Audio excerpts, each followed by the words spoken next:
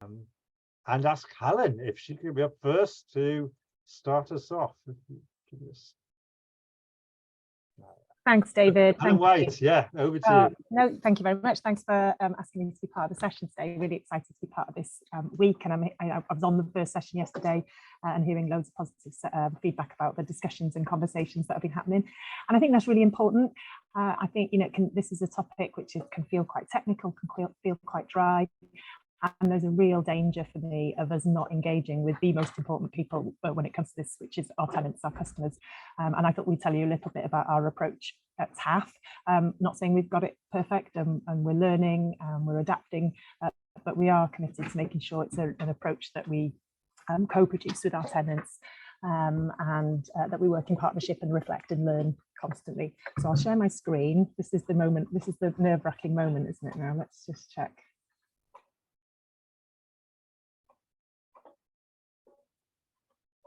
What can you see? I see it in speaker view. So if you look at display settings at the top there, yeah, you can switch them round. Oh, there's my little thingy gun. So switch it round, swap like that. Perfect. Right, so you can see my first slide.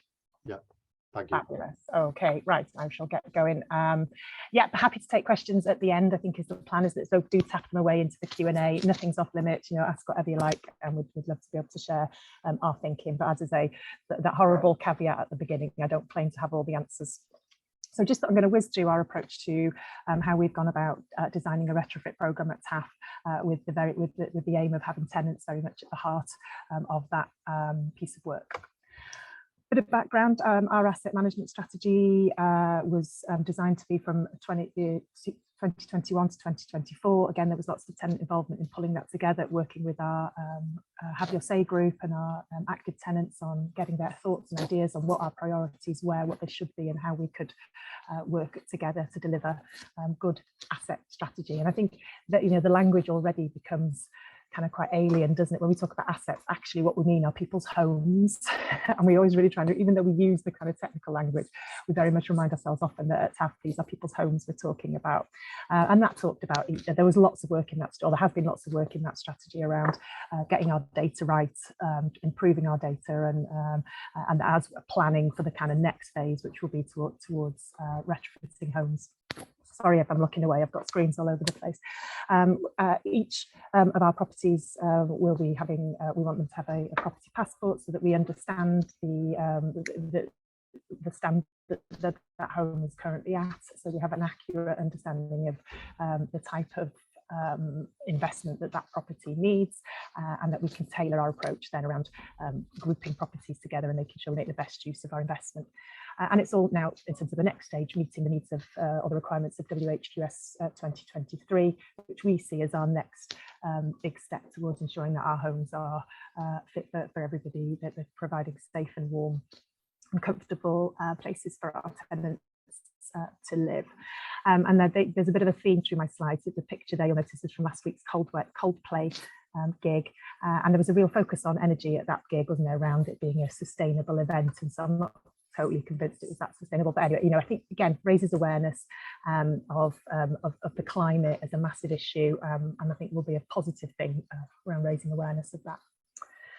So where are we now? Well, you know, we have interesting for us, when WHQS 2023 went through the consultation process, you know, there has been recognition by Welsh Government that that EPC-A target was going to be incredibly difficult. So we're really pleased, although it doesn't mean we're going to be less ambitious, but we were pleased to understand that actually we give it a bit more of time to get our properties where they need to get in a sensible and structured way, and that you know, as much as we would love to be investing for every home to be EPC-A as fast as possible, you know, resources are not unlimited, so we need to have a bit more structure. We know that most of our properties are at EPC-C or better, which is the standard that the WHQS 2023 will be wanting us to achieve. However, we are a bit nervous about some of our data. Lots of that data is cloned. So that means that when we've done an assessment on a home, we've looked at the homes in that street and kind of made some assumptions about them perhaps being at a similar level.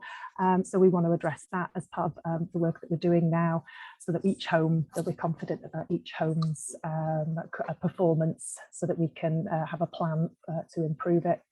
And our median SAP, so the standard assessment procedure, again, the jargon comes in, and it doesn't even, I think that the SAP informs the EPC, and this is where my technical knowledge really gets stretched, but there's lots of numbers and acronyms.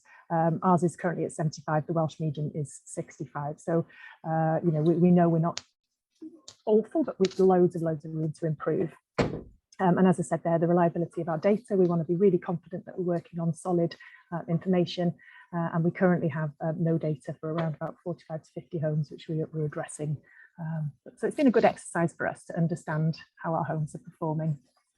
So when we talk to our tenants about what should inform our retrofit programme, absolutely, our tenants are telling us that they're committed and really want to be part of solving the climate crisis. But at this point in time, what came across as the most important factor was the cost of living impact of having homes that are not energy efficient. So we've built our programme around a principle of wanting to minimise fuel bills. And of course, there will be a positive impact on the climate as a result of that, because the homes will be more energy efficient. But it's that driver around reducing cost as opposed to the driver around the climate that will be one of the driving forces behind the choices that we make. So we'll be minimising fuel bills, indoor air quality. We all know, the tragic death of Awa Bishak raised the profile quite rightly of the impact of poor air quality. So that's really gone up our agenda in terms of issues that do need significant attention and communication to ensure that where our tenants know exactly how to report it to us, and that we have a really structured way to address those matters quickly. We're only going to fit low carbon heating if insulation and air tightness are adequate. We're conscious that some of the good things, or the well-intentioned actions of the past, have actually led to a bit of a headache for some of our tenants, because the technology was perhaps a bit new. Always nervous if technology is labelled as innovative or exciting and new. And if it wins an award, well, it's normally a downhill from there, isn't it, really? So we'd like to make sure that we are backing the right horse, I suppose, is how you could term it. And that's been an interesting element of what's happening with the optimised retrofit programme, where we're looking to learn from the projects that are happening, and then understand what's the right solution for us, and how do we get tenants involved in making sure that the solution is not just right for us, it's right for our tenants as well. So the principles, again, carrying on from that, we're going to treat the worst first. So that's the approach we're going to take. And again, we talk to our tenants about this, because we appreciate that some people may want the work done more quickly, but actually we're taking a kind of more holistic approach around treating the properties that are worst performing, getting everybody up to that standard of an EPCC as soon as possible. And that will include all TAF priorities, but those that are subject to WHQS will take precedent. Some of our properties are not subject because they sit outside of certain regulatory requirements, but that's not that many properties for us. We're going to look at options if retrofit is not viable. And this is an interesting element, and again, something that we would really want to engage with our tenants with in a really proactive way, because when things talk about things like options appraisal, what are we talking about here? Are we talking about selling our homes? Now, that is very much a last resort for us. We don't want to lose any of our affordable housing.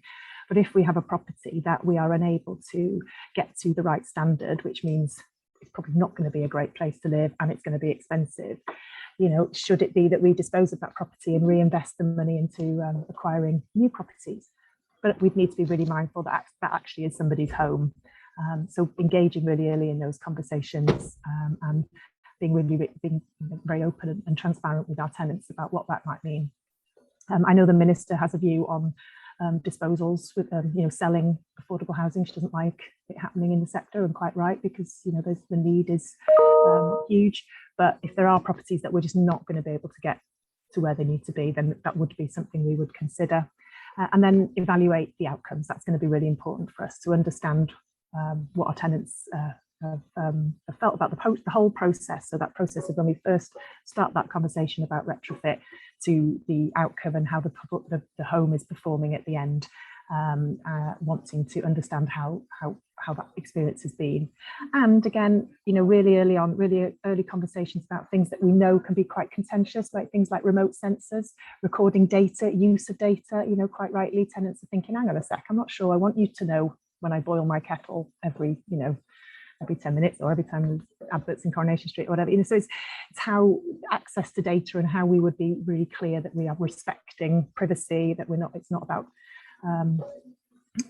being intrusive in any way, but by recording that data and understanding how a home is working, we can make better decisions for investment going forward.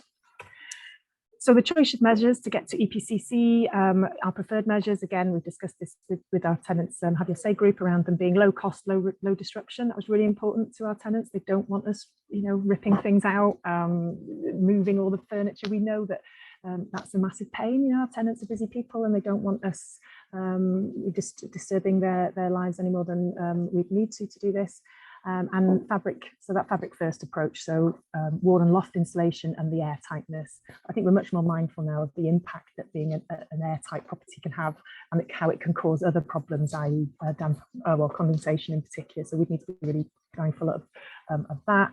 PV panels, batteries, with only batteries for communal areas, and low carbon heating where there's no gas. So those are the kind of preferred measures that we've got. And then measures that we thought we will look to avoid are electric heating at properties with gas, because we know that electric is going to be much more expensive, and that will have an impact on people's bills. Solar thermal water heating, I think we just feel that's too early on in the kind of lifespan of that technology. Floor insulation, you know, isn't something we're going to prioritise. Internal wall insulation, unless there's no other way, again, because of the disruptive nature of fitting internal wall insulation, that really would be disruptive for tenants. And measures with a high cost per staff improvement. What we don't want to do is spend thousands and thousands of pounds to get a very low return on the energy performance or the SAP rating of that property. So we want to be sensible about not making investments that actually we get a return on that investment in terms of the impact it will have on heating that home. So the way that we're programming the works is the worst performing homes first. As I've mentioned before, that we're going to link it to our planned programme, so that when we are working in tenants' homes, we work once where possible, but we don't go and say, oh, we're going to do your kitchen this week and then finish that and then go back in a couple of weeks and say, oh, actually now we're going to do your insulation. So actually let's have a sensible joined up approach, so that if we are having to disrupt our tenants' lives, let's do that in one hit.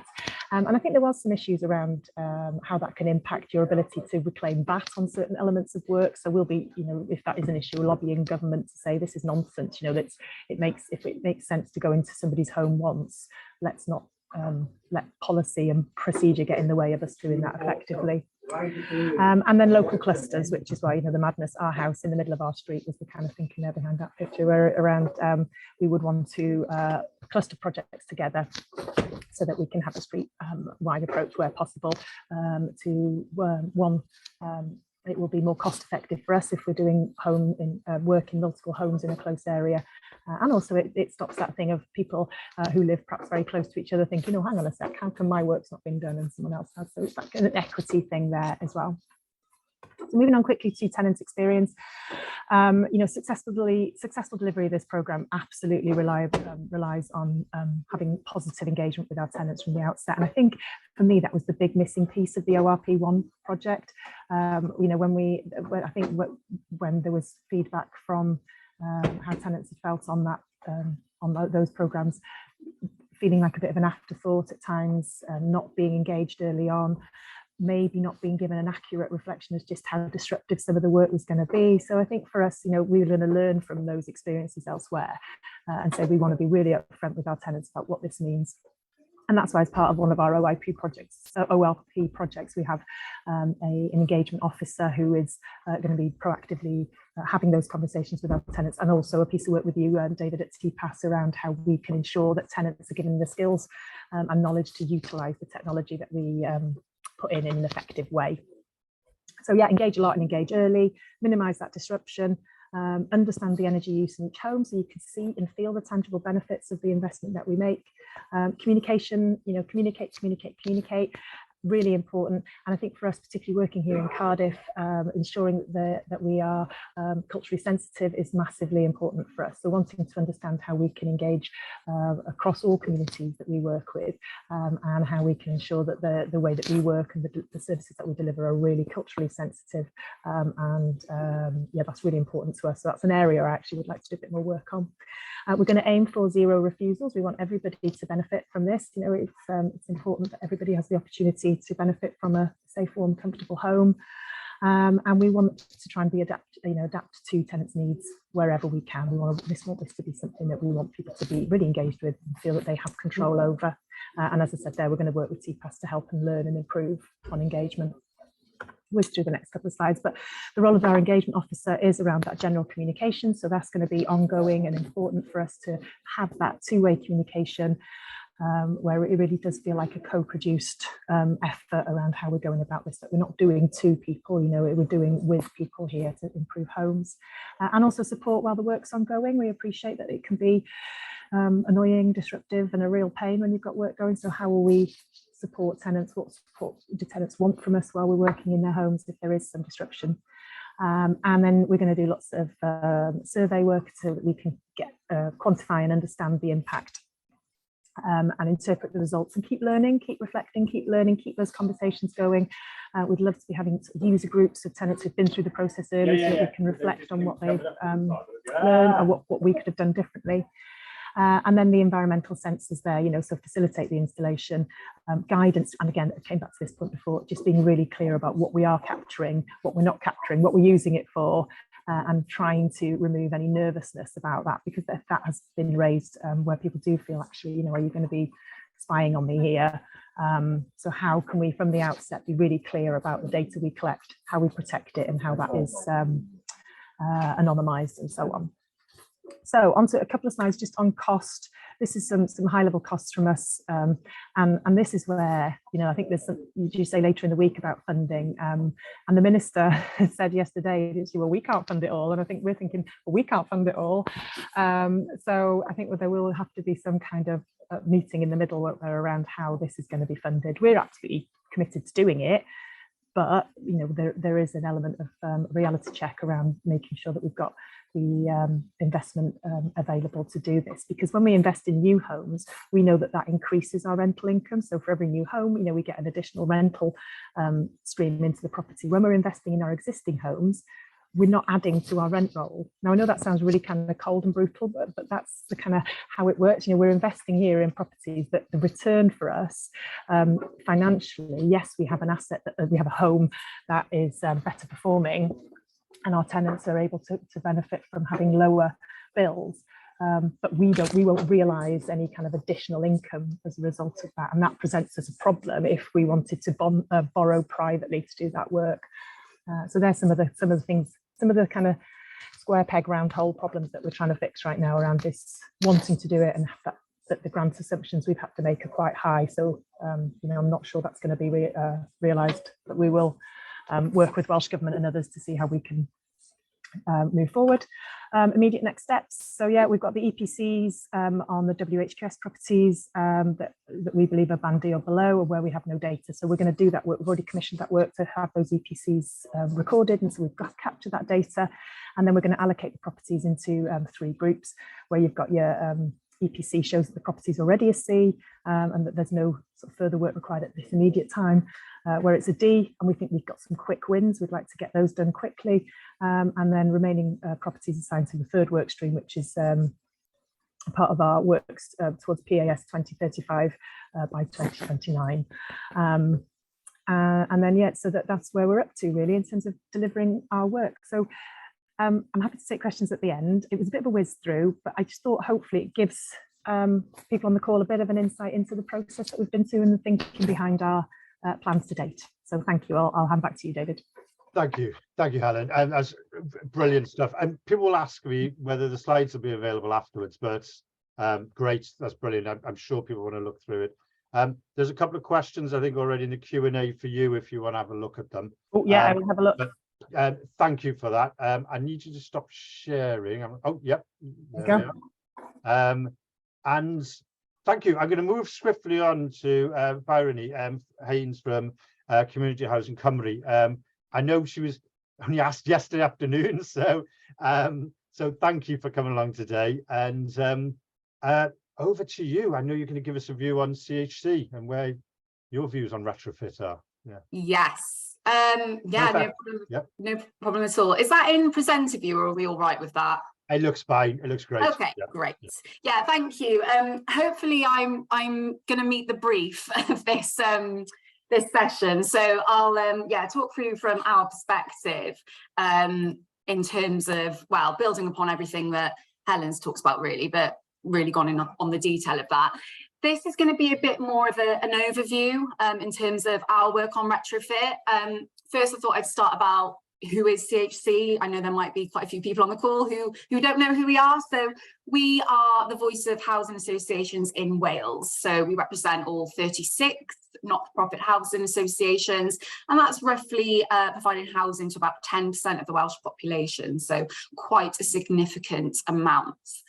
Our vision as an organisation is to make Wales a country where good housing is a basic right for all. And we do this by, as a collective and influential voice, we work to secure stable and sufficient funding, and then the policies that support that investment into new and existing homes as well for housing associations. A big part of this influencing is telling the sector story. A compelling story will be important if housing is to remain a key government priority, which it is high on the agenda, but we have to make sure that specific issues are at the forefront of that. We also act as a hub to connect our members with each other to find collective solutions to the challenges we face. So the major one being retrofit and increasing energy efficiency in homes, which is obviously what we're all here to talk about today. So just a quick bit of background in terms of what we do a bit more. So an example of previous campaigns we've worked on that are relatable to this. So Home was our campaign ahead of the 2021 Senedd elections, which we co-developed alongside our housing associations and then partners from across the public, private and voluntary sectors. This is essentially a snapshot of what our asks to the next government, which is now in process, would achieve. One of these, in relation to the theme of this week, is investing for future generations. So we obviously heard yesterday about the goals of WHQS. We were very clear on calling for the next iteration to be including that increased ambition, but also flexibility for homes which may not reach that EPCA. And then we have some long-term calls as well, big one being around funding, and then working with colleges, skills providers and employers to build the skills and supply chains necessary. Something more recent has been our work in supporting members to support their tenants with energy bills and the cost of living crisis. From the findings of the Pulse survey, I thought it would be important to include this, given that reducing energy bills was the most concerning topic to tenants. Our role in this has been to ensure clarity from the UK government of the energy bill support schemes that were in place for individual tenants, but also for those who pay for gas and electric via their housing association and perhaps would have been exempt from those £400 discounts. There was also the issue of housing associations as businesses themselves having to absorb those excess costs in care home settings and having to pay those commercial rates. So what we did in this case, we worked with our English and Scottish counterparts to submit evidence that we collated from our members to the UK government and calling for continued and further ongoing support for housing associations beyond the end of March of this year just gone, as well as that clarity on an alternative scheme support for tenants who didn't receive that £400 discount. Members were very responsive, and this is where the best of our work shines through, when all members are really passionate about an issue, particularly something as big as this, and coming on board and being very receptive to providing that information. So that evidence showed that without continued government support, our housing associations would not be able to absorb those costs to protect their tenants, which nobody wants to hear. That's that's very detrimental. So we did a lot of collective working, letters to the Chancellor, did some blogs and comms activity, again, still working with the other housing federations. And it was confirmed that housing associations would be included as essential businesses for that support for next financial year, as well as further details then released on the alternative funding for that £400 discount for other tenants. So the UK government can be quite a tricky landscape to navigate. So this is where, you know, on behalf of housing associations providing services to tenants, we really try and latch on to those UK-wide partners there. So a little bit of how do we support housing associations with decarb. So a bit of context, and I'm not going to go too much into this because there's already been such a wealth of information already over the past 2 days in terms of WHQS. So I'm not really going to go into what was discussed there. But big ones for us were the funding attached to that, and I know we do have clarity on where we're going with WHQS, albeit just waiting for that publicised version. In terms of the scale of the practical challenge, this is what we've got to grapple with now that the decisions are being made on WHQS 23. We need a clear awareness of these key roles required, as well as attracting and retaining the necessary people. With technology, there's the uncertainty of where to invest efforts for government and housing associations, whether this should be hydrogen, air source heat pumps, there's always a bit of an ongoing debate in terms of what is best. And then we've got further education colleges and training providers as well, also wanting to ensure that what they are teaching has longevity. And then finally, supply chains. We are battling with the rest of the UK, who are also facilitating a decarb agenda and likewise driving the workforce as well. And I've just got the final point there in terms of all the other pressures on HAs. You know, there's over the past few years, firefighting with coronavirus, now the cost of living, and then we've got the long-term impact of those cumulative pressures as well, homelessness, disrepair. So some quite big challenges as well as trying to solve this one.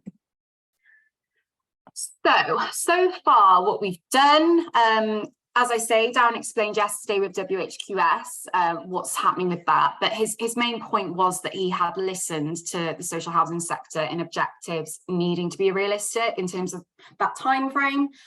It's important, definitely from our point of view, not to rush so as to make sure the right technology is being used, the finance is there, and there are no unintended consequences for tenants.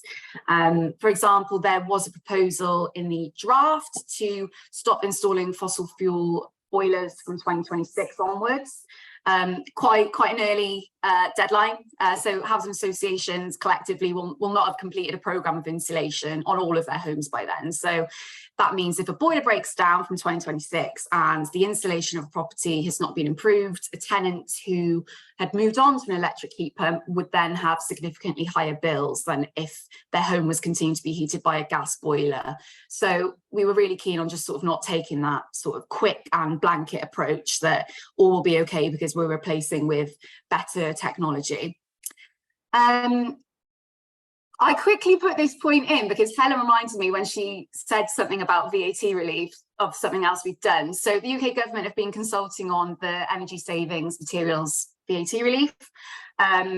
Basically, works that are being done to homes, are there any further opportunities in which money could be saved on 0% VAT? So again, working with our UK counterparts on this, we were able to sort of sneak in on their consultation response and provide a few opinions and takes from finance directors on this and what benefits this would bring. So putting our voice to that as well.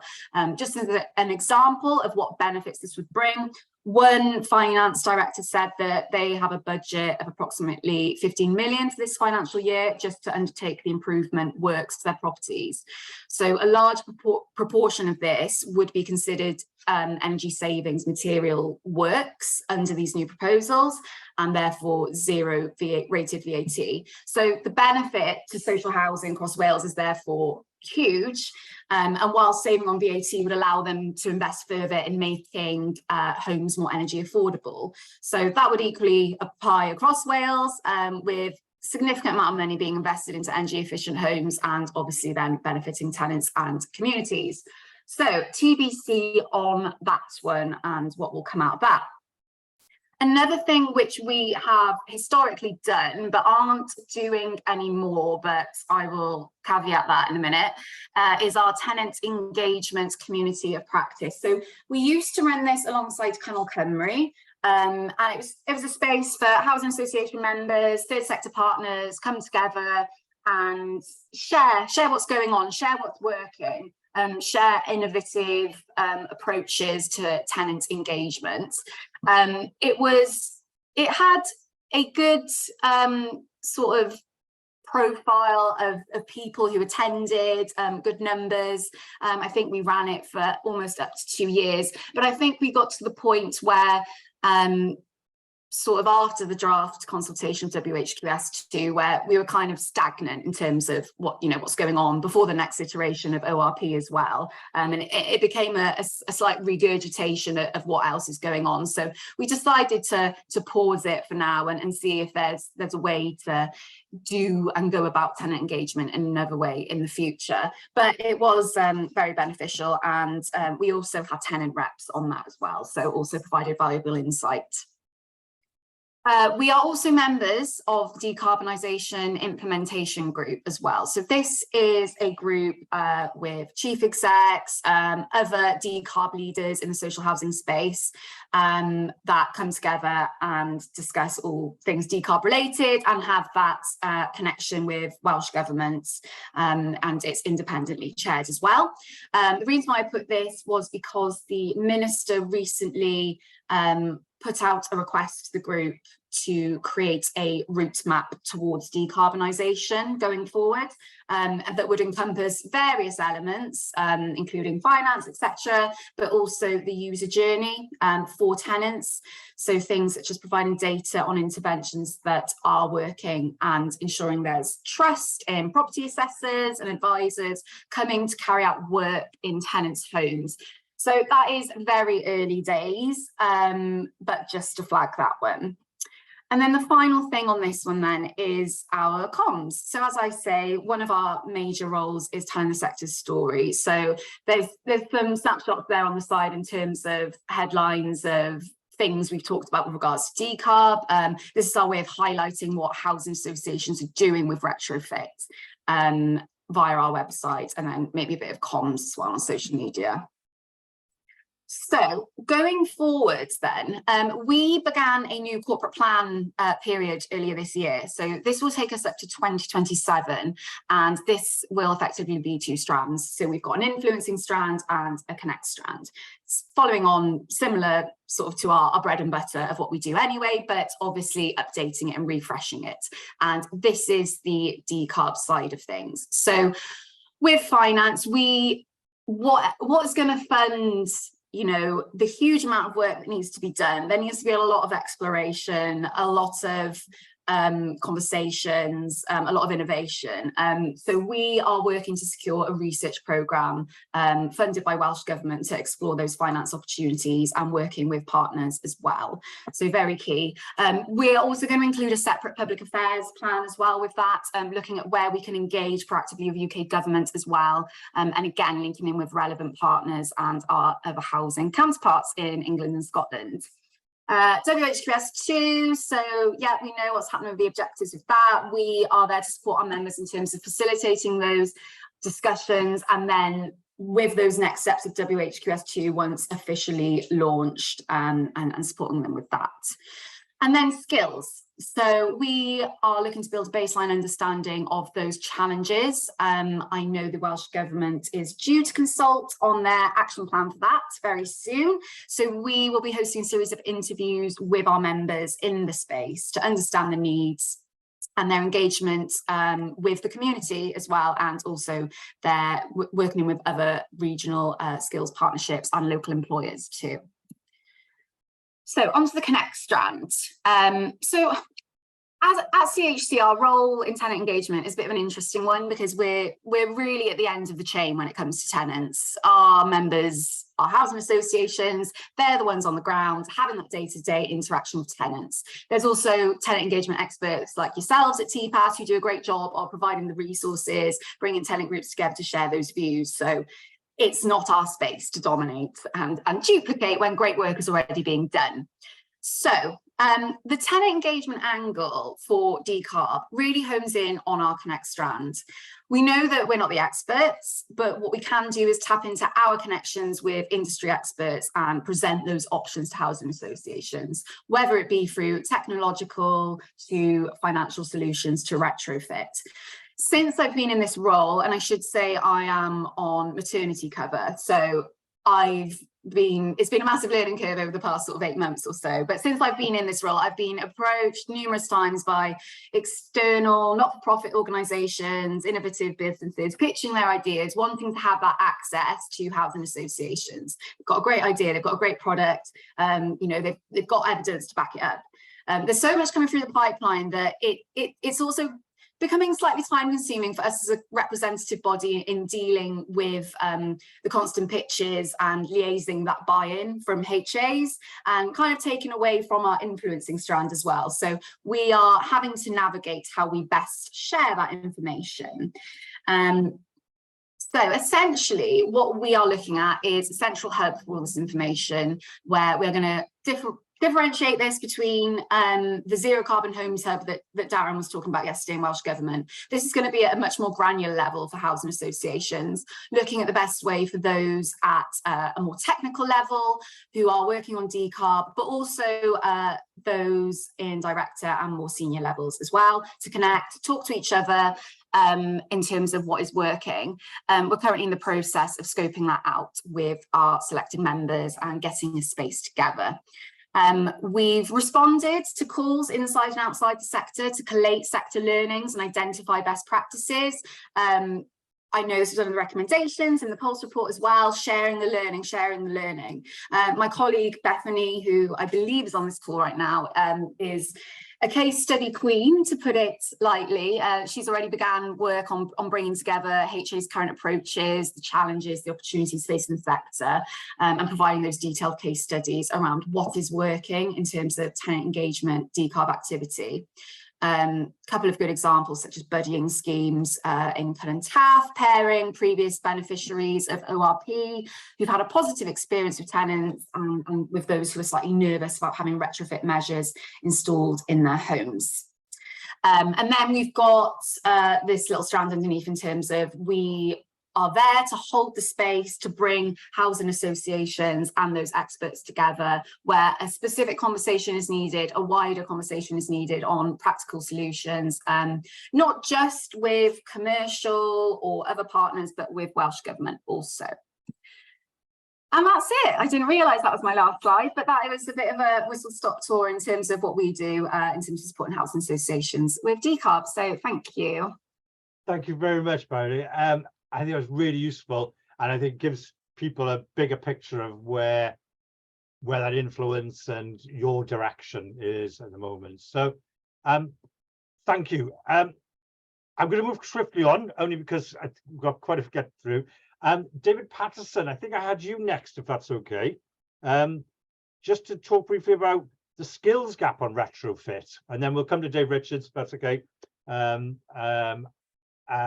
So David, I don't know if can I hand over to you? I'm sorry. Yeah, just share my screen and hopefully we can pick you this. missed the very beginning. He's from the Robert Price Centre, somebody we work closely with who've got a really interesting facility in Newport. Yeah, I'm sure he'll mention that. Okay. Can you see? Not on full screen. Can you see split screen? That's it. Perfect. We're there. Okay.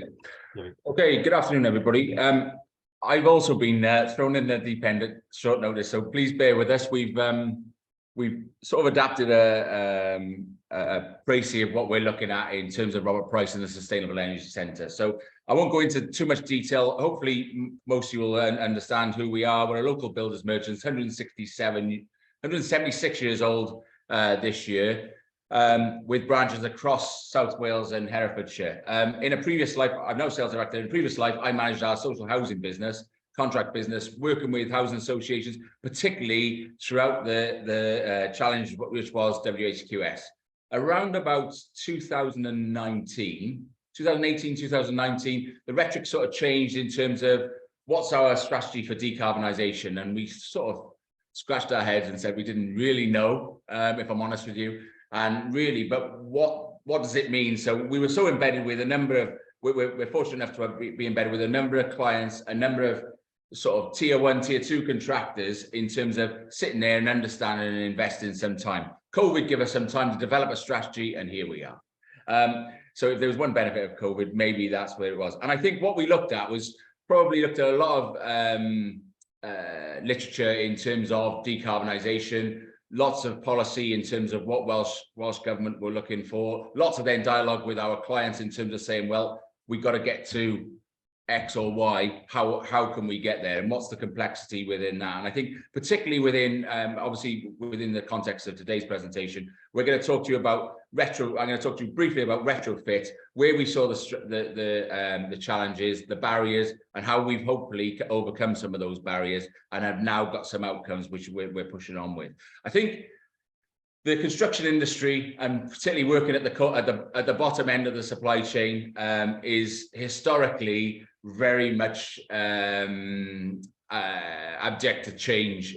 We don't like change very much. People like to stay in their little silos, and again do things in status quo. And I think what we probably recognized in terms of, if we're going to get anywhere with the whole sort of net zero decarb, we need to create some energy for change. And I think what we saw is an opportunity for us, not just for us, but for the industry. And you might say, well, why are you interested in growing the industry? Well, if we can grow the size of the industry, our piece of the pie, our small piece of the pie in South Wales will improve. And I think that's really where we've been in terms of engage. So we're engaging right across Wales, right with all stakeholders, right from clients, specification managers, contractors, and even down to the individual tenant and end user customer. Because I think what we've recognized is if we're going to make this stick in terms of moving this forward with new technology, new ways of working, ultimately we have to have everybody, all the stakeholders, to buy in.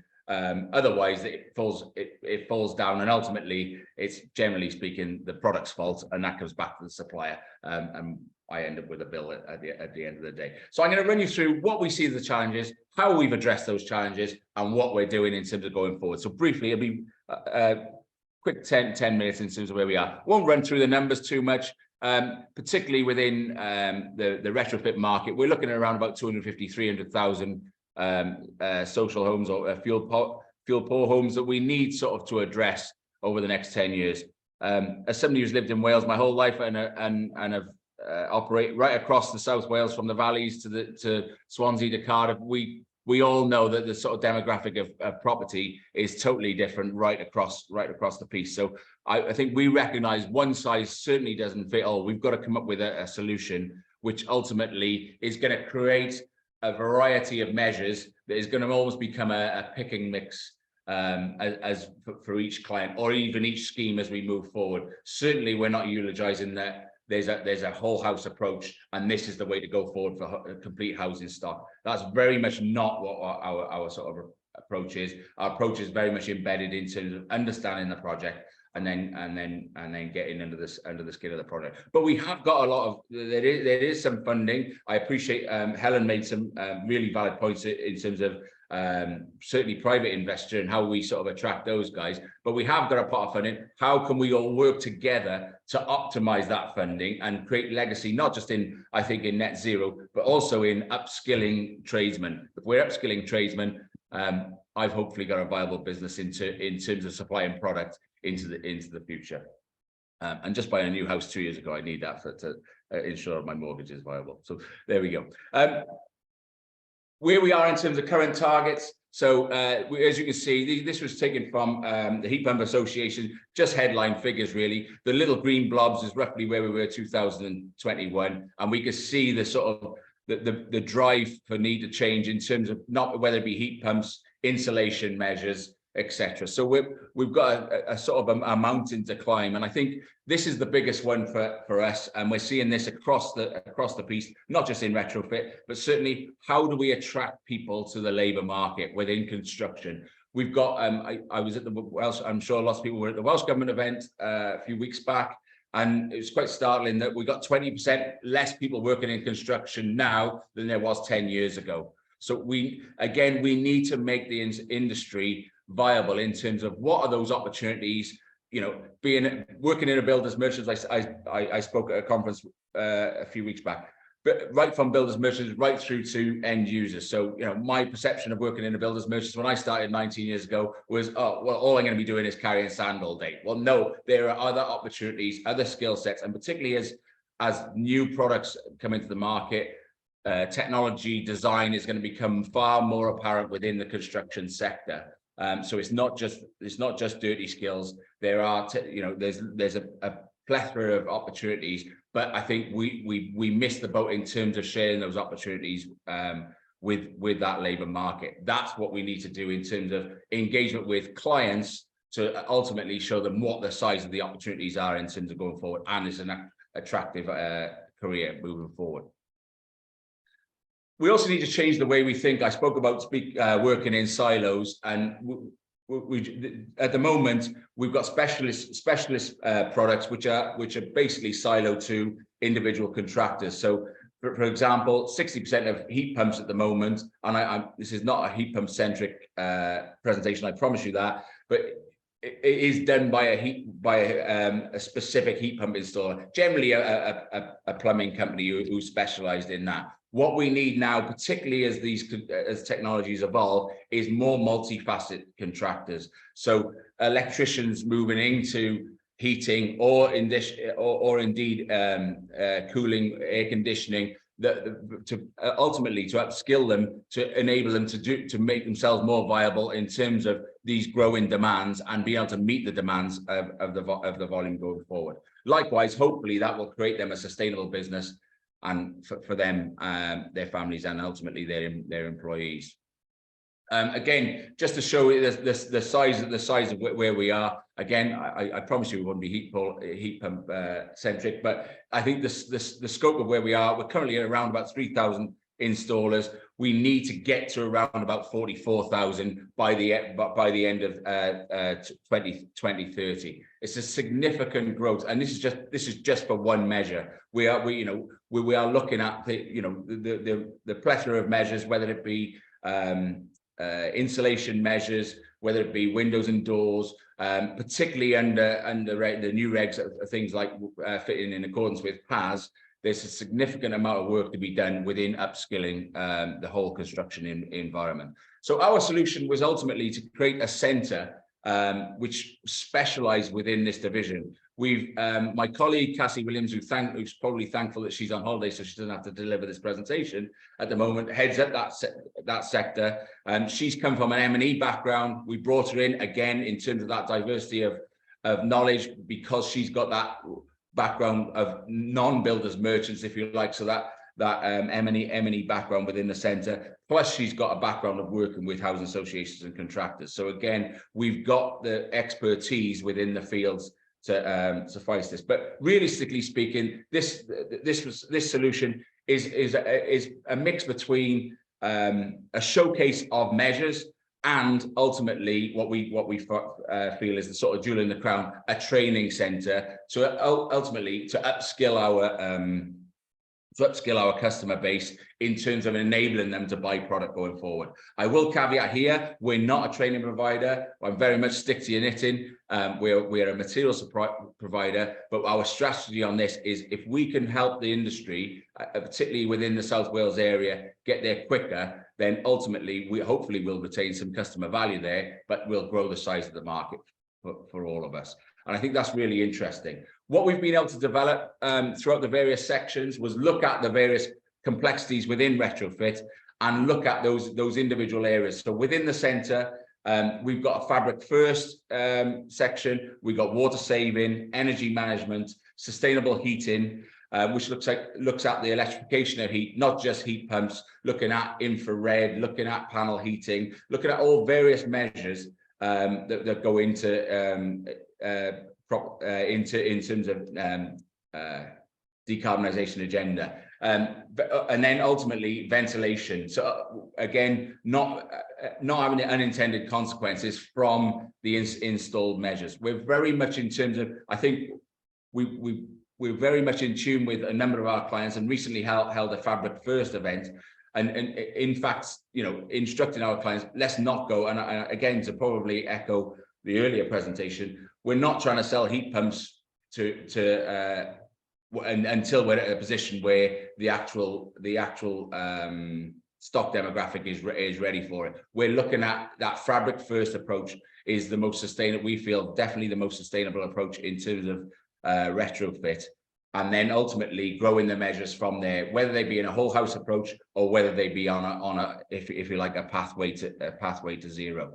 We've tried to engage where we possibly can with local companies, so working with the likes of New Air, with Ascot, again, in terms of looking at that sustainability section. And I think is very difficult at the moment, because it's that chicken and egg in terms of creating that demand. So where we've worked with some tried and tested, the likes of Dakin, the likes of Marley, where we know the quality stands for itself. But I think as time evolves, we're looking to engage further and further with Welsh manufacturers, or indeed challenge those manufacturers who are currently importing product to bring some form of localized manufacturing at least within the UK, if not Wales. And I think that's really what we're trying to lean on in terms of creating those decarbonisation targets.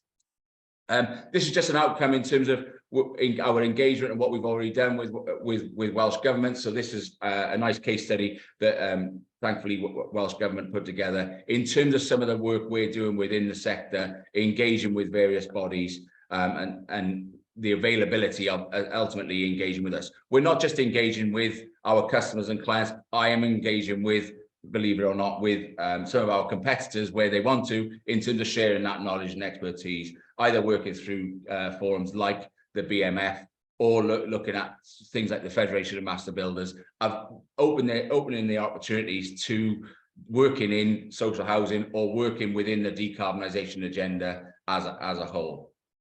So again, trying to promote the sector as a viable sector within construction. This is a couple of notes on our training academy.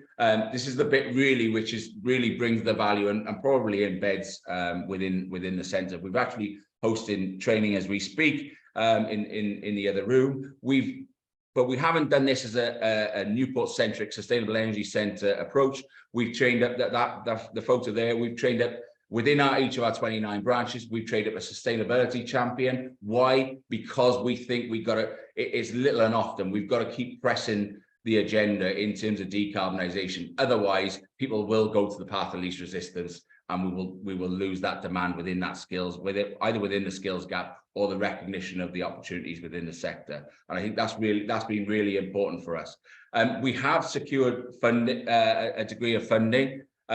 We've secured funding in terms of heat pump training, but also we've got secured funding now for this financial year, looking at other measures. So we can work with it. What that's enabled us to do is enable us to offer that funding to our clients, contractors, to upskill them with work, whether it be within the technology, fitting product, or whether it be in accreditation, things like PAS, things like their MCS. And where we become a facilitation point of that. Again, I talked to you about sticking to the knitting. What we've done in terms of facilitating that, we've partnered with training providers, engaged with further and higher education colleges in terms of being able to deliver that training. So again, we're delivering solutions to our customer to enable them to go for wider areas of work. We recognise, though, whilst classroom training is great, accreditation training is great, it's not always for everybody. So we've got to sometimes, in terms of get out there on the ground. This is an actual project that we rolled out in Monmouthshire. where we went with a roofing contractor. We've had and this is where we were talking about silos earlier. I've been talking to roofing contractors for 2 years about fitting solar and the opportunities to fit solar within roofing contracting. And I've had such pushback of the fact that it's not for us, nothing to do with us, we're just roofers. And suddenly these particular roofers, I won't name the company, but these particular roofers, we obviously created the opportunity, went out to site, and I think within 20 minutes, I won't tell you what they said, but ultimately leave me alone, I know what we're doing. So and I think that's the sort of barriers that we seem to be breaking. But I think was getting out there on site with somebody, they got the competent skills, they're more than competent to do the work. It's just giving them the confidence and I suppose the fault finding to be able to go forward. And I think that's been really the acceleration of things like solar for us off the back of this has been significant. And I think, again, it's just been in that engaging at the right levels and understanding the levels that we need to at that time. We're not one and done. So again, we've got to keep supporting our supply chain. And we've done, I mentioned earlier, we've done a host of events here in the Energy Centre, both in terms of wide ranging events and then within focus. So we recently held that Fabric First event. We will attend events with our partners. The bottom photo there is a recent event with contractors with one of our partners with Mellon. And again, we're basically just sharing in terms of how we can share our knowledge and expertise to upskill in terms of being able to meet the demands of the client, but ultimately create more value for the businesses, the small and medium enterprises that we're working with, which are part of our core day-to-day client base within the areas where we operate. These are, and I suppose just to demonstrate in terms of the collaboration, these are sort of just a portion of the collaborators that we're currently working with within the project of supply. It's quite a varied project, in terms of it's not there's no direct sell within what we're doing. We're working with people in terms of it's a long-term strategy in terms of creating that awareness and our sort of presence within the sort of M&E sector. And I think that's important to say in terms of that we want to get this right. It's important to us as a business as a whole in terms of providing the correct product at the right time and having that sort of longevity. We're not a one and done business. We've been around a long time, and we wouldn't want to hurt our reputation by going for quick wins. And I think that's really important to us. Although that doesn't mean we're walking away from some opportunities where we don't feel they're right. And I think that's important in terms of our integrity and honesty in terms of how we work with our client base going forward. And so that's sort of where we are really. I mentioned in terms of where do we go forward. We're hosting a number of sessions within the centre in Newport, and even Cass facilitating that really. And I suppose the dynamic bit on that, keeping up with them is a challenge on most days. But I think that the real what we're getting is we're speaking closely with clients, contractors, and when we're getting common themes, we're coming up with solutions based upon those themes, and we're being really dynamic and really sort of effective within that. I think that's, and I suppose my sort of challenge or please want would be if anybody has requirements or want to bounce ideas off us, come down and have a cup of tea and have a look at what we're doing. Get us to put you in touch with some of the people we're working with. We're more than happy to do that. I think this is an industry approach to supply, which hopefully is quite innovative and will stick in terms of our value. Where I see this is if we can keep challenging the mantle, that's how we'll keep ahead of our supply chain. I think where we want to be is obviously past pushing this out to branches. We are being pushed. And rightly so within the decarb agenda. Do we have to travel all the way to Newport? Can we facilitate this in other areas? Yes, we are looking at centres within sort of the West Wales area. We are looking at taking this remotely with our further and higher education partnerships. So again, I think the flexibility of our approach is there for all. We've recently held a roadshow event up in our Breconshire branch for Powys, and I think those are just some of the examples that we can give in terms of how we've approached. So I think I suppose in essence, our story so far is we've got on a huge learning curve. We've had some fantastic client engagement. I think we're at the point where clients are saying, well, we haven't got enough contractors to do the work, and we're trying to, I suppose, rally in terms of creating those guys who probably understand social housing, have done WHQS work, so are used to engaging with tenants, and so have got the skills to do the work, but need to be upskilled within the various measures. And I think the key bit is probably working for us, and for me particularly, in terms of getting to the business end of things as a sales director, is understanding how the programs work and forecast work, so that continues to coordinate with our development of training or product development and whatever that might be. Thanks for listening, guys. I hope I haven't bored you too much. And I certainly, any questions, I'd be welcome to.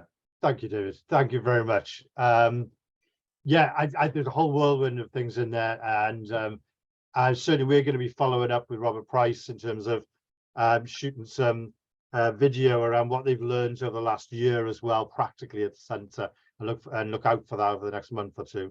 So thank you. If you could possibly take this place up, that's brilliant. And waiting here patiently is David Richards, who I think has been really at that front with Pobble, doing the hard work on the ground, I think, in Penderry.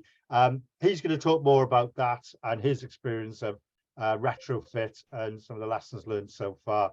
So over to David. Thank you, David. People will be glad to know I'm not going to mention ASO heat pumps, so that's fine. Okay. What I'm going to do is share basically the Pobble energy scheme. Can everybody see that? Is that okay? Yep, looks good. Yeah, great. Okay. So I've been privileged enough to be part of this for the last sort of 2 years. The energy scheme is basically, it's an innovation project supported by ERDF European funding money. It's also got money from Pobble and Swansea Bay, and it's to see how the community can generate their own energy. So what we're essentially doing is we are putting on solar panels, battery storage inside the houses, and also smart energy for control of the property. It's about community solar sharing. So we're not actually sharing the solar energy, we're sharing the funds from the solar energy. These houses, you know, we're trying to make sure that everybody benefits from renewable energy generated from them. So whether these people have just got a battery, because some properties we couldn't fit solar on, ground floor flats, for instance, they're not left behind in terms of the energy and the benefit for the whole scheme. So it's been designed to fairly distribute the benefits with all the residents in the area, making sure that all of the residents benefit. So no neighbour is left going, oh, well, you've got it and I haven't, type of thing. Very important on this has been the communication with the customers. One of our partners, Sarah, came up with the cups of tea. You know, we did our 50th home. It produced enough solar energy to produce to have 40,000 cups of tea. That isn't how much the contractor's drunk on site, by the way. Right. We engage with customers in numerous ways. The best way we found was face-to-face. Right. We were at the very start of the energy crisis, and we were talking with customers. We utilized social media, but face-to-face was the best way we did stuff with. The social media was an interesting one because it wasn't necessarily our social media that had the biggest impact, but social media from within the community. One person talking to another person. At the very beginning of this project, there was a bit of pushback. It's something new. It's something that they hadn't had before. Oh, there's a battery. What's that going to look like? How big is it, etc. But as soon as the customers started seeing the benefits and they shared it with their own, you know, their neighbours, people started getting involved and getting more on board. That's why we've got a very, very high percentage of interaction with the customers. You know, we've accessed about 95% of the customers that we anticipated accessing. All right, okay, so it's massive. We've also done some letter drops, and where we've had verbal translators needed, we've had those to hand, or we've done stuff via Google Translate. I've become a bit of a whiz with that, actually, so it's quite good. But utilizing all of those different methods is how we've got the engagement there. It sort of started a bit of a buzz about the project. People were starting to go, well, actually, you know, I'm saving this much energy, because they could see it on their smart meters. Right? Those that had smart meters, and I'll show you in a little bit, could see that they could put their dishwasher on and not have any energy coming off the grid. All right, okay. So it was great to do that. This was a period in time in August of last year. Okay, and it just showed us what the state of charge was on the property, what the consumption was that the customer was using, and I've had the customer's permission to use this. All right, but you'll see there's a couple of green, blue spikes going up. It turned out the customer has a shower, or the two customers in the house had a shower each morning, and those were the spikes that were produced by the shower and the generation on it. So we've managed to learn quite a bit from this, and talking with the customer about customer behavior. And we're trying to now move some of those spikes into an area where the battery and the solar can take most of that energy. So it's looking at, how do we talk with the customers? How do we communicate with them? How do we show them the benefits, and how do they get the best out of this? During the visit to that property, I'd also gained quite a bit of information prior to that. So we knew that the PV on the 8th had produced 19.5 kilowatts. We had actually, you know, in their customer's house, consumed 7.6. 76% of that energy came from the solar. So it gave us a bit of a flavor. If I'd shown this to the customer without sitting down with them in any explanation, they would have probably switched off. All right, okay, they wouldn't have understood it. So again, one-on-one communication and interaction with the customer was very, very important. The good thing that from the customer's point of view was looking at her smart meter, and that's what she's seen. All right, okay, so that's what she understood more than the figures. All right. Some of the challenges we had, we said about skill sets, and David's mentioned that. We actually had a number of apprentices come in as a result of the work we were doing on the property. So we've been upskilling on site some of the customers. Top left, you'll see the layout of one of the typical inside installations. That's actually in a customer's house. Very neat for what it is, and we actually looked at where we could put this in properties. The second picture along was slightly more challenging. It was going to stick out regardless of where we put it with the colourful wallpaper that we had. So we worked with the customers to find a solution that was right for the customers, but also right for us. It just brought that customer into the journey. The third picture is the final install from outside. We managed to get quite a number of panels on those properties. We also had to do some electrical work within the properties. And again, we had electricians and apprentice electricians working and making sure that stuff was safe. The bottom left was very much an install in progress. Okay, it looks quite untidy in that. When the customers left, or when we left the customer's house, sorry, all of the cables were gone, all of the tools were gone, and it was left as a clean install. And the customers were really happy with the way we left the property, but also the speed at which we did it. And we said what we were going to do, and we actually did that. So we put scaffolding up for the solar. That went up 2 days before the project was due to be installed. The install took 1 day, and then we got the scaffolding down. So when customers started realizing that actually we're doing what we say we're going to do, they were really happy. Another consequence of the solar, and it's just been mentioned about the roofing, This is an on-site, an on-roof project. Some of the tiles weren't, they weren't the best. They were cracked. There was some verge trims were missing, and there was little bits that we could do that could actually save our assets team time and effort in having to redo that. So when we were up there, we gave our contractor the ability to look at it and go, well, actually, that needs changing. I'll change it, obviously within parameters, right? And the bottom one is the fire brigade's electric vehicle. All right, so we work with the fire brigade. Obviously, we're putting batteries into properties. There's some nervousness around some of the batteries. These have been very, very safe. We've had very little in the way of fault. We've had no accidents on site as well, as far as the contractor is concerned. So we've made sure that it's been very well run, very well managed, and the execution has been painless for the customer as well. So that's been very important. Outcomes, as we've said, we were encouraging women, young children in the community to visit the site and to engage with us.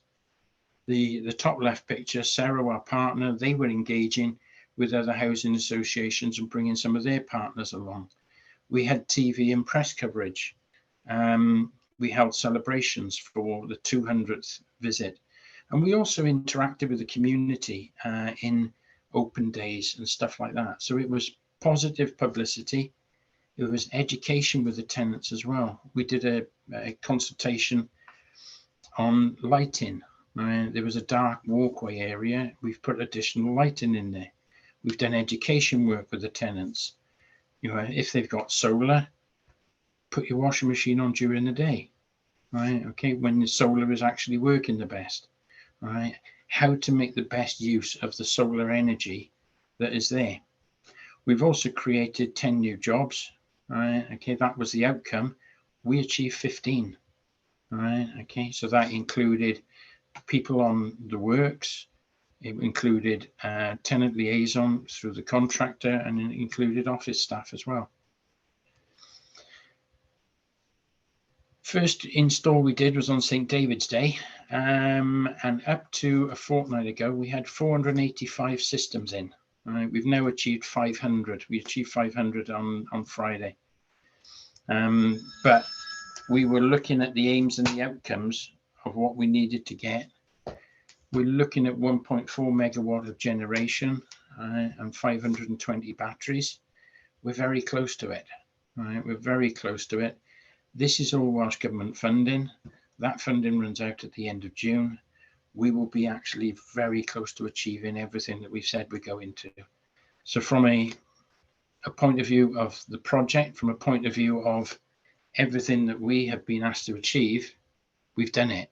Right, okay, that's been achieved. There's another phase on this project that's going to be carried on.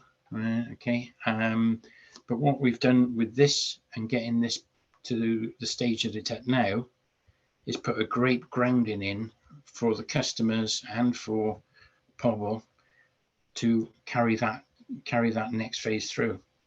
We had Mike Hedges, the local assembly member, in. We had Caroline Harris in as well. So there's been political views on it and political eyes on this as well. Everybody so far really pleased. Project has gone well. The delivery has gone well. And there's no reason why the next phase of the project won't also go well. So that's pretty much it. It's a whistle-stop tour, and I hope you enjoyed that. Thank you, dude. It is. I've been down myself as a visitor down to Penderry with your gracious time, and it really is at 500. It's a big development there, and I congratulate you on the work you've been doing down there. You can see the impact, the fabric, the solar, the PV there, and the batteries. There's a lot of learnings for the sector, I think, from Penderry. Yeah, it's good. Yeah, it's good. So this is your question time for anybody now. I've got some of them, to be fair. Helen, your TAP team have been magnificently answering some of those questions for you with some great answers there. So you should be able to see some of those in there. I think from Andrew Hugman, the question, I think it's actually for David Richards, which was, were there any leaseholder flats within that project? I assume it was David. There were some leaseholder flats, I believe. We went through all of the tenanted flats. We didn't actually do the leaseholder flats. That's where we are at the current moment in time. Okay, and somebody anonymous has mentioned this thing about and I share some of this view, which is there seems to be a lot of focus on new builds often, you know, it's all about new properties, whereas I think all of us here are part of a retrofit discussion, see, you know, a lot around existing buildings need to be retrofitted really to reduce our carbon impact. I don't know if anyone's got anything more to say on that, or anyone wants to offer anything, but I think it's something I would hope we all share as a team here, that retrofitting, you know, it's some big numbers, isn't it? Whatever it was, 200, 300,000 homes. We're not going to do this by just building some new homes. We don't build enough of them, do we? And I don't think some of the plans at the moment are going as fast as they should be, some of the new builds at the moment. Certainly. I think just to add on that, David, I think it's fair to say that quite rightly, the pendulum has swung back towards the focus on existing homes. I think what I think most people in the sector would accept that, yeah, we got a bit wrapped up in the new shiny stuff and a bit carried away with that, at the expense, you know, and the consequences of that are some of the awful things we've seen happen across the border, where people are left in existing homes that are just not fit for purpose. I think this week marks is it the 6th anniversary of the Grenfell tragedy? You know, again, have we done enough to move that agenda forward around building safety? Probably not. But I definitely feel there has been a swing back towards a recognition that it's not all about the shiny new stuff, and that we absolutely need to get the balance right of investment in existing homes. But as I did sort of explain, you know, in terms of increasing income as a result of that investment, that's more challenging when you're investing in your existing homes as opposed to new homes. So it's and I think that's the issue, isn't it, Barney? Isn't it the funding that you've been calling for? You know, how do we pay for these? Some of these projects like Pobble, you know, Pobble put, you know, a lot of investment into it, but they also received a lot of investment as well for it, to showcase that. But it's a challenge, isn't it, for the rest of the sector to retrofit? Yeah. Oh. Yeah. So I think Vicky Shenton's asking a question to David Richards about, you know, for the work you did there in terms of tenant engagement, the timescales, how, you know, how have you managed that in terms of, there's been some briefings, isn't there? I know you've had some community events. Yeah. We've had a number of things down there. Community events are okay, but it depends if the community turns up to that event, to be fair. All right, so we'll get quite a number of people who will turn up. Like I said, the sharing, we've done as much as we can. We've leafleted, we've messaged, we've texted.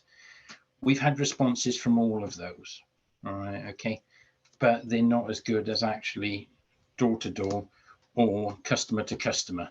All right, so when you're looking at the tenant engagement, we need to be visible in the area. Now, luckily, Penderry is a nice compact area. It's about, I don't know, 1.5 miles, 2 miles across, right? And we got sort of 600 customers in that area.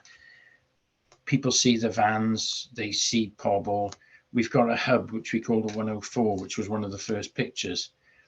That's somewhere that they can go. We have Welcome Wednesdays, right? People can turn up on a Wednesday and ask any question about anything to do with Pobble, and there are people there who can sort of triage it and put it into the right aspect of where it's going to go.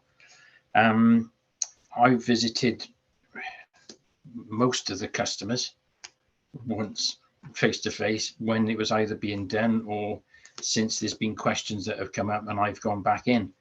But a lot of work has also been done by our regen team. Right, okay, it's been done by our customer service team.